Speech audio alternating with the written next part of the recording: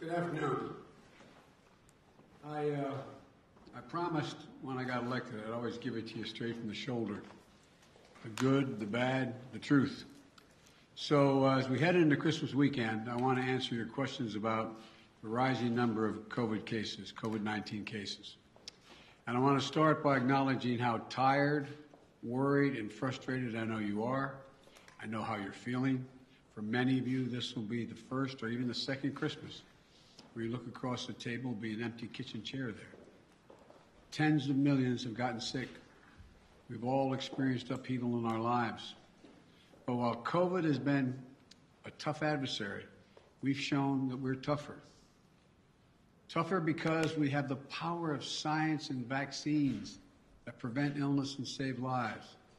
And tougher because of our resolve. So that, let me answer some questions that lay out the steps the Vice President and I are taking to prepare for the rising number of cases experts tell us we can expect in the weeks ahead. First, how concerned should you be about Omicron, which is now the dominant variant in this country, and it happened so quickly? The answer is straightforward. If you're not fully vaccinated, you have good reason to be concerned. You're at a high risk of getting sick. And if you get sick, you're likely to spread it to others, including friends and family. And the unvaccinated have a significantly higher risk of ending up in a hospital or even dying. Almost everyone who has died from COVID-19 in the past many months has been unvaccinated. Unvaccinated. But if you're among the majority of Americans who are fully vaccinated, and especially if you've gotten the booster shot, that third shot, you have much less reason to worry. You have a high degree of protection against severe illness.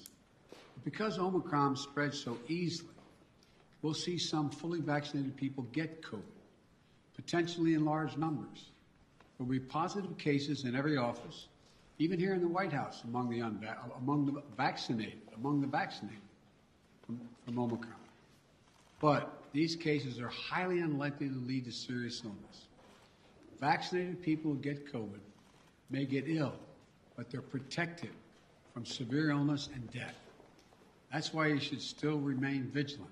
According to our doctors, even if you're fully vaccinated, you should wear a mask when indoors and in public settings. Wearing a mask provides extra protection for you and those around you. And I know some Americans are wondering if you can safely celebrate the holidays with your family and friends. The answer is yes, you can. If you and those you celebrate with are vaccinated, particularly if you've gotten your booster shot. If you are vaccinated and follow the precautions that we all know well, you should feel comfortable celebrating Christmas and the holidays as you planned it. You know, you've done the right thing. You can enjoy the holiday season. And thanks to the progress on vaccinations this fall, we've gone from nearly 90 million adults in July who had not even started their vaccination process to fewer than 40 million today. Still too many, but down from 90 to 40.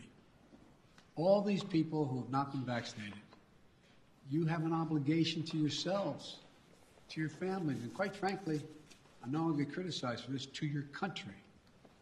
Get vaccinated now. It's free. It's convenient. I promise you, it saves lives. And I honest to God believe it's your patriotic duty.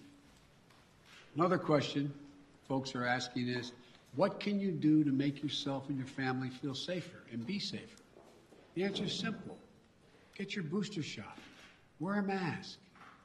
Our doctors have made it clear. Booster shots provide the strongest of protections. Unfortunately, we still have tens of millions of people who are eligible for the booster shot but have not yet gotten it. They've gotten the first two shots, but they've not gotten the booster.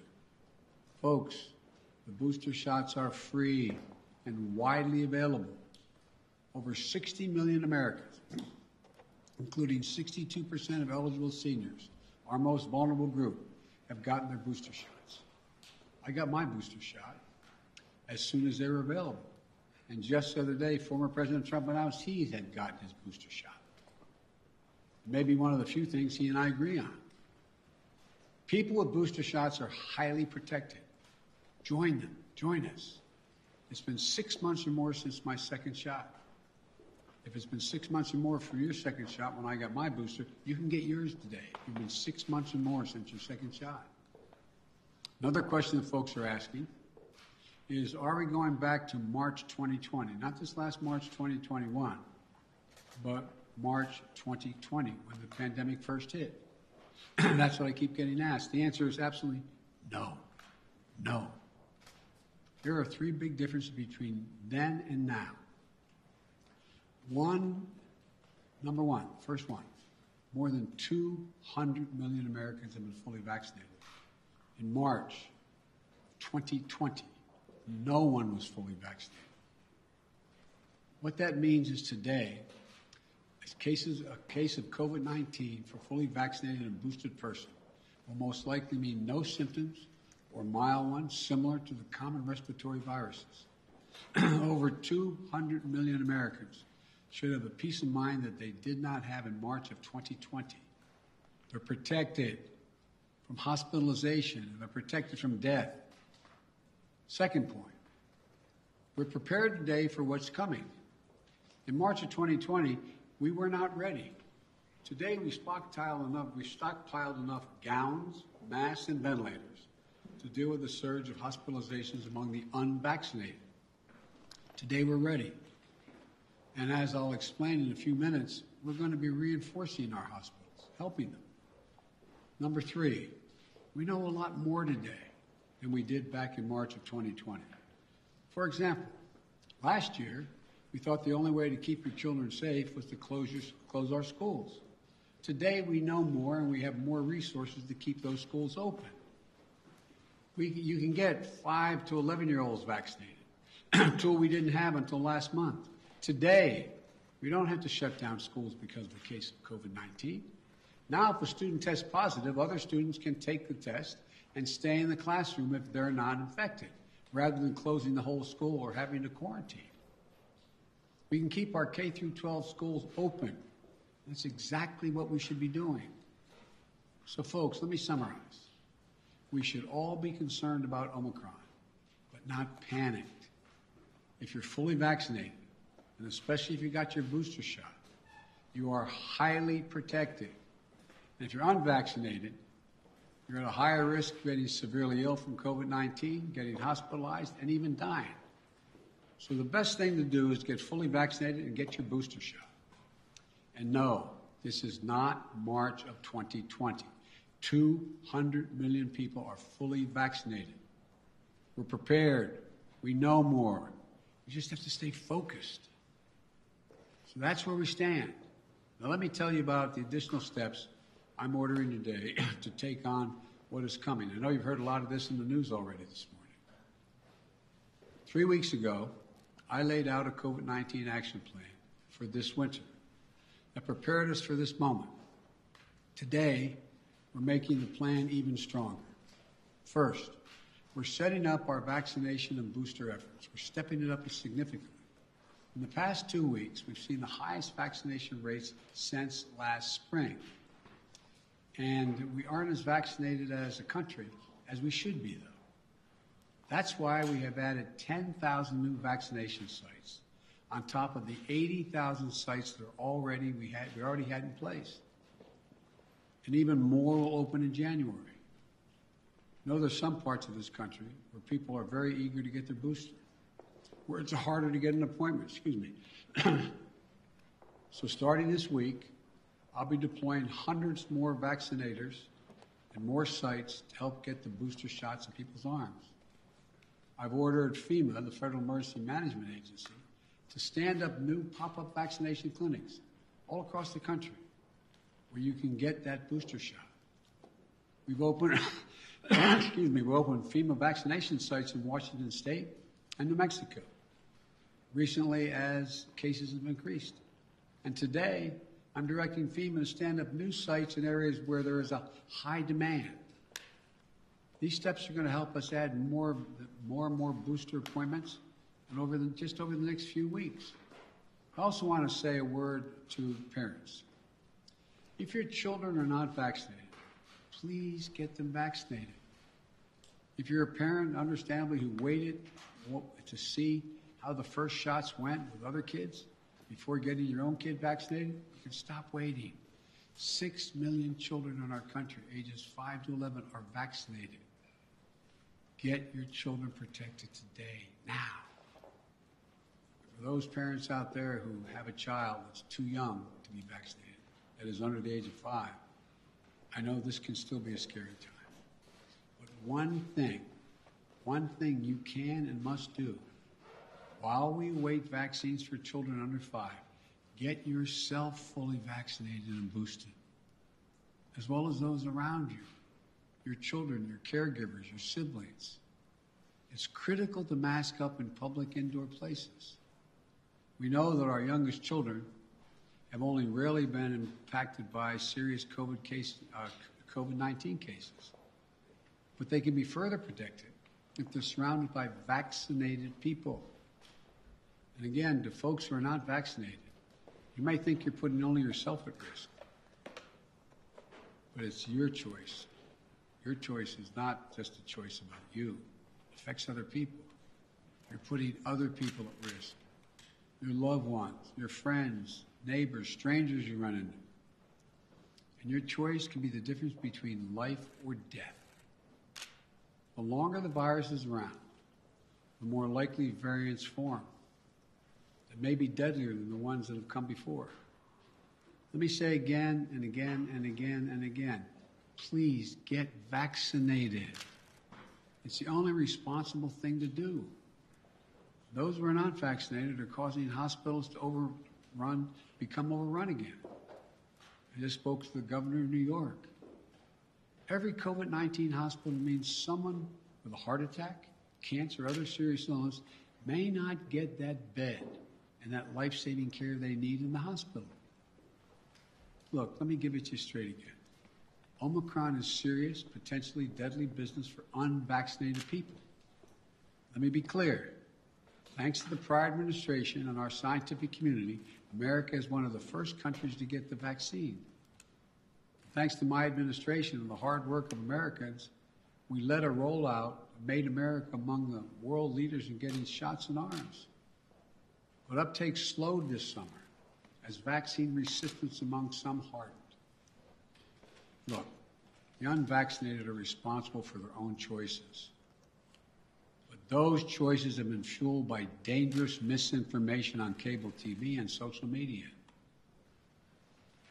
You know, these companies and personalities are making money by peddling lies and allowing misinformation that can kill their own customers and their own supporters. It's wrong. It's immoral. I call on the purveyors of these lies and misinformation to stop it. Stop it now. One of the other things that we know that has to be done is more testing. Because Omicron spreads easily, especially among the unvaccinated. It's critically important that we know who's infected. That means we need more testing. And on that score, we're now where we should be. Yes, we have over 20,000 free testing sites. Yes, we've used the Defense Production Act and spent $3 billion to greatly expand the number of at-home tests available for purchase online and at your local pharmacy. And yes, we made sure insurance covers the PCR tests you get in the hospital or at your doctor's office. But starting next month, private insurance will also cover at-home testing. So you can order a test online and get reimbursed.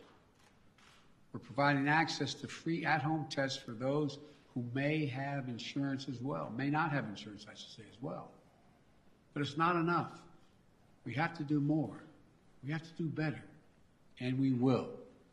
Starting this week, the federal government will set up emergency testing sites in areas that need additional testing capacity. Before Christmas, the first several of these federal testing sites will be up and running in New York City, with many more to come. This free testing is going to help reduce the waiting lines, the time you have to stand there, and sometimes it's an hour or more. We're going to continue to add federal testing sites where needed, so that if you want an immediate test, there'll be a place where you can go get it. We also need to do better with at-home testing. So I'm announcing today the federal government will purchase $500 million, that's that's not million, billion with a B, additional at-home rapid tests with delivery starting in January.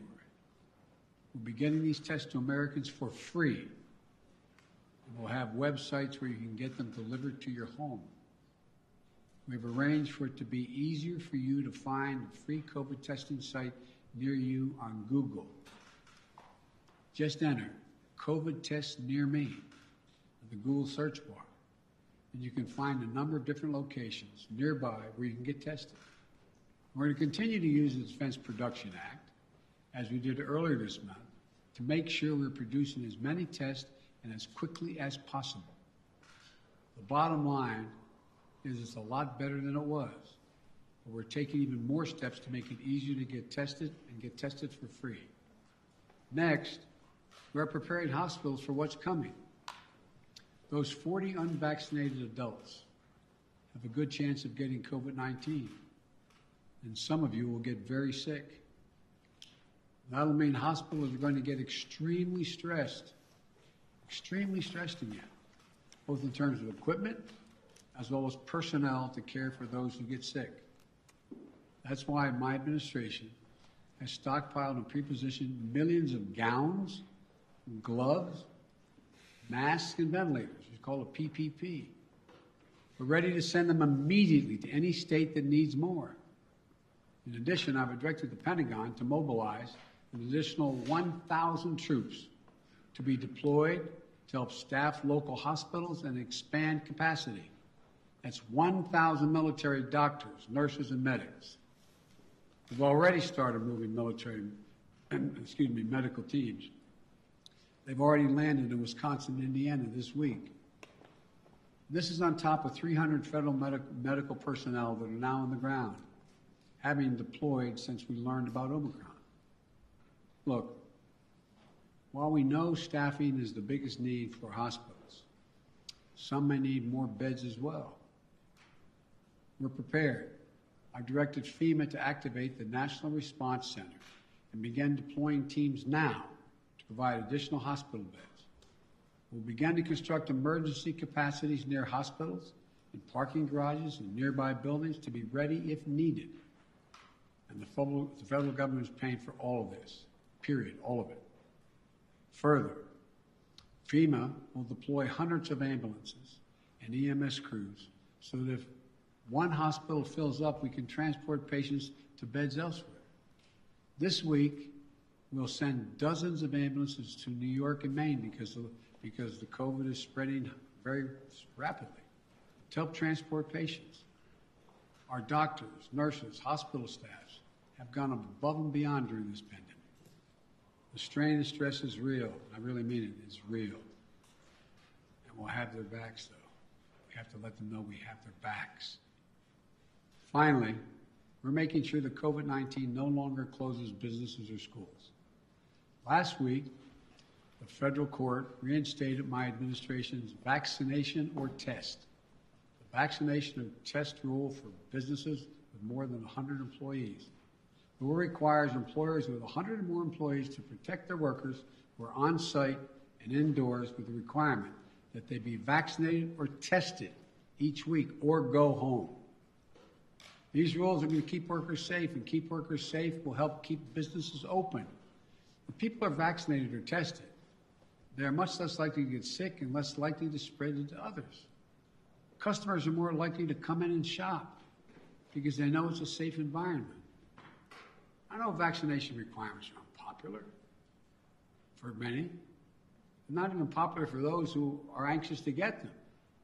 My administration has put them in place not to control your life, but to save your life and the lives of others.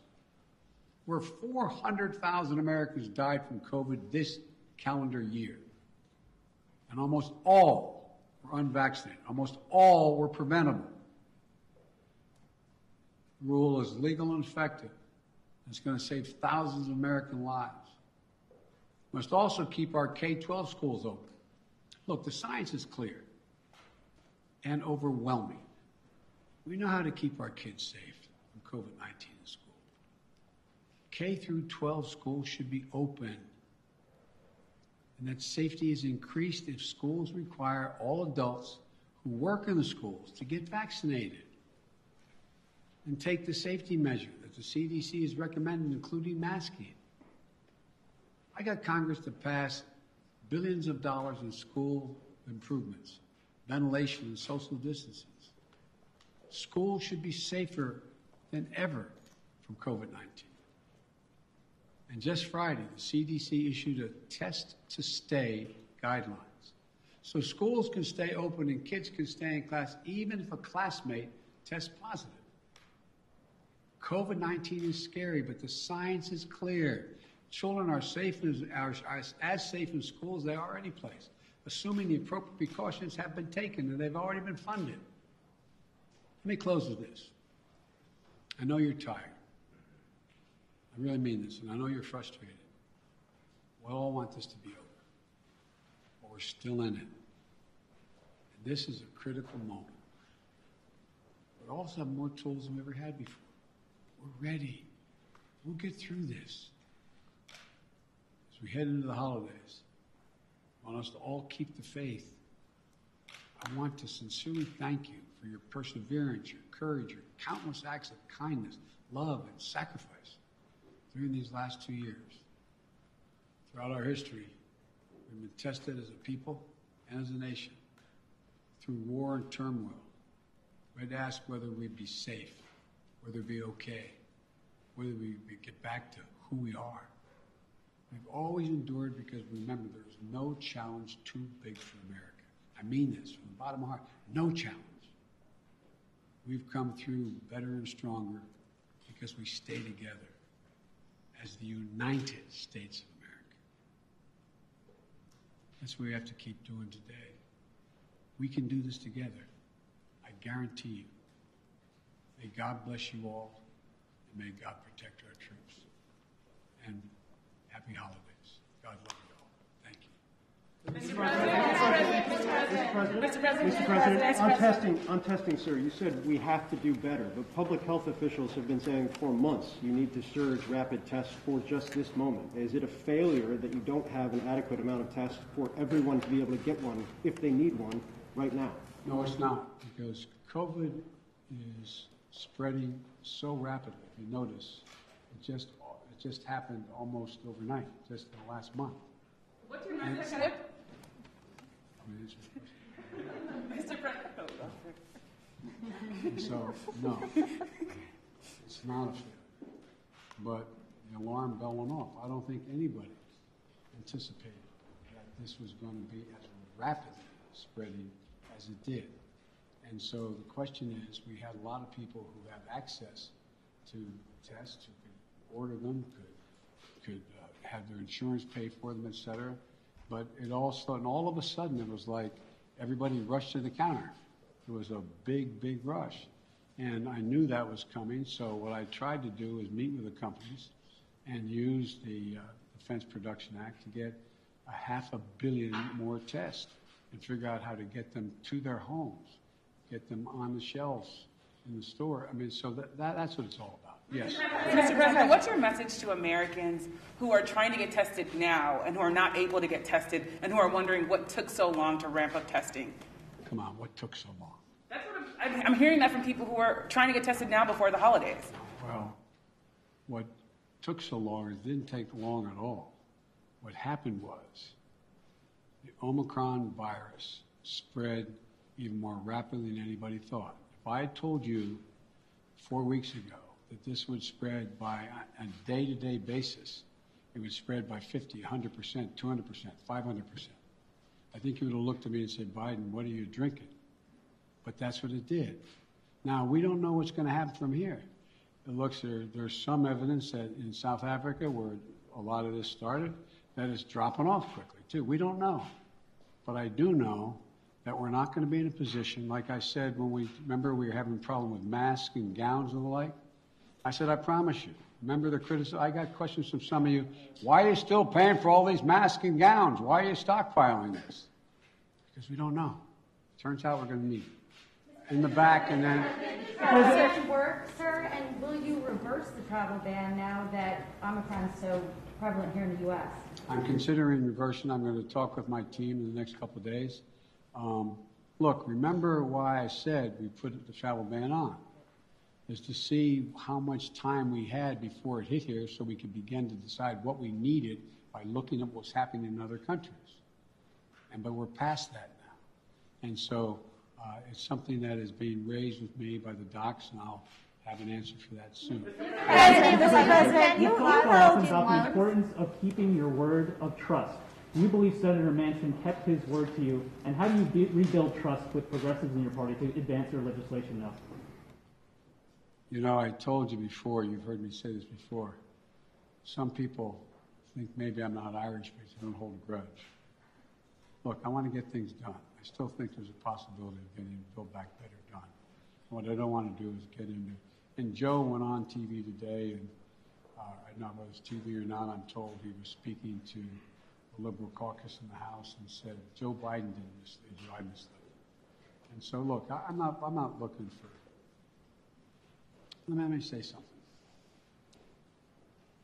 You saw what happened yesterday. All the talk about how my Build Back Better plan was going to increase inflation, going to cause these debts and all the like. What happened? Goldman Sachs and others said, if we don't pass Build Back Better, we're in trouble because it's going to grow the economy. Without it, we're not going to grow. And what happened? Stock prices went way down. It took a real dip. If you take a look, everybody thinks because I quoted 17 Nobel laureates saying this is going to help inflation. Think about it in terms of you're a hard-working person and you're making 60 grand if you're alone, if your mom are just on her own, or if you're making 80 grand, mom and dad 90 grand like a lot of people do, and you're worried about inflation, you should be worried about it because it's a devastating thing for people who are working class and middle class folks. It really hurts. Where is most of the cost now? The cost is finding in gasoline, even though I was able to bring it down 12 cents a gallon, it will come down more, I believe. We talked about what the cost in food prices going up, et cetera. But look what's in Build Back Better. Child care. You can reduce it by up to 70%. That'll be the difference between 20 million women who aren't back in the workforce being able to go back if you pass it. We're talking about health care, insulin. In a sense, we got 200,000 kids with type 1 diabetes. You know what it's costing? It cost somewhere between 10 cents and $10 to come up with the formula, okay, a while ago, right? You know what it's costing on average? $560, $640 a month, up to $1,000 a month. What do you do if you're a mom and a dad working with minimum wage, busting your neck? You look at your kid, and you know if you don't get that vaccine for him, if you don't get that drug for him, if you don't get be able to take that, what happens? They're likely to go in a coma, maybe die. Not only do you put the kid's life at stake, you strip away all the dignity of a parent looking at their child. I'm not joking about this. Imagine being a parent, looking at a child, and you can't afford. You have no house to borrow against. You have no savings. It's wrong. But all the things in that bill are going to reduce prices and cost for middle class and working class people. It's going to reduce their cost. What's inflation? Having to pay more than the money you have because things have gone up. Well, bring down all those costs across the board from child care to a child care tax credit. But I'm not supposed to be having this press conference. Mr.